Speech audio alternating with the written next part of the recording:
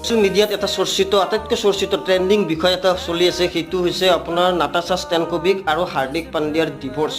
আৰু চৰ্ত হৈছে 70% সম্পত্তি লৈ নাটাছা ষ্টেনকোভিকে হাৰ্দিক পাণ্ডিয়াক ডিভোৰ্চ দিবলৈ ওলাইছে।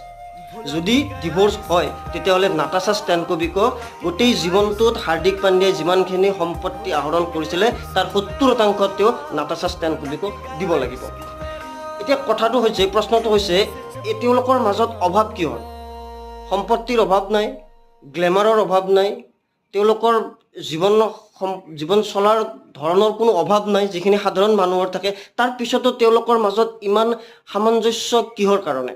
আৰু অকল তেওঁৰে নহয়, ইয়াৰ আগতে মহম্মদ শামী হওক, দীনেশ কাৰ্তিক হওক, এই বিভিন্ন ব্যক্তিৰ তেওঁলোকৰ জীৱনটোত এনেকুৱা কিহৰ কাৰণে হয় যে তেওঁলোকৰ জীৱনটোত এনেকুৱা খামখেয়ালি ঘটি যায়? আচলতে তেওঁলোকৰ কিছু ক্ষেত্ৰত প্ৰেম বা তেওঁলোকৰ ক্ষেত্ৰত পৰিপক্কতাৰ অভাৱ নেকি, সেয়াহে